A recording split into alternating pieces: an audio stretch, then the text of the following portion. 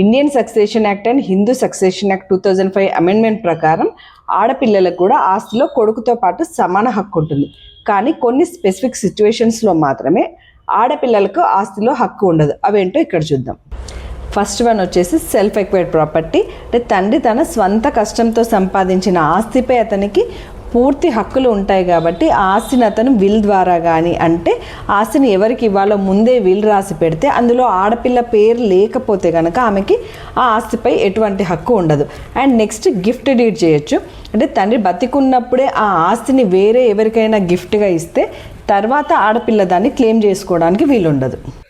Second one వచ్చేసి రెలింక్విష్మెంట్ deed. అంటే హక్కు వదులుకోవడం. ఒకవేళ కూతురు స్వతహా అంటే వాలంటర్లీ తన ఆస్తి హక్కును వదులుకుంటూ రెలింక్విష్మెంట్ డీడ్ పైన సంతకం చేస్తే ఇంకా ఆస్తిపై ఆమెకి ఎటువంటి హక్కు ఉండదు. అంటే ఇది జనరల్గా అన్నదమ్ముల కోసం చేస్తుంటారు.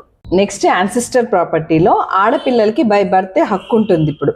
బట్ 2004 కన్నా ముందే పార్టీషన్ కనుక జరిగుండి ఒకవేళ ఆస్తి December 20, 2004 కన్నా ముందు లీగల్గా డివైడ్ అయిపోయి పార్టీషన్ డీడ్స్ కూడా రిజిస్టర్ అయిపోయి ఉంటే ఇప్పుడు వచ్చేసి ఆడపిల్లలు మళ్ళీ మాకు షేర్ కావాలి అని అడగలేరు అందులో. నెక్స్ట్ స్పెసిఫిక్ రిలీజియస్లా అంటే హిందూ సక్సెషన్ యాక్ట్ అనేది కేవలం హిందూ, సిఖ్స్, జైన్స్ అండ్ బుద్ధిస్ట్కి మాత్రమే వర్తిస్తుంది. ముస్లిం పర్సనల్ లా అంటే ముస్లిం చట్టం ప్రకారం ఆడపిల్లలకి ఆస్తిలో హక్కు అనేది ఉంటుంది. అంటే అందులో వాళ్ళకి కొడుకులకి ఇచ్చే ఆస్తిలో హాఫ్ మాత్రమే కూతుర్లకు వర్తిస్తుంది. నెక్స్ట్ క్రిస్టియన్ లా, వీళ్ళకి ఇండియన్ సక్సెషన్ యాక్ట్ అనేది వర్తిస్తుంది. సో ఏ లాస్లో అయినా కూడా తండ్రి విల్ రాయకుండా చనిపోతేనే అప్పుడు ఆడపిల్లలకి సెల్ఫ్ ఎక్వైర్డ్ ప్రాపర్టీలో కూడా కొడుకుతో పాటు ఈక్వల్గా షేర్ వస్తుంది.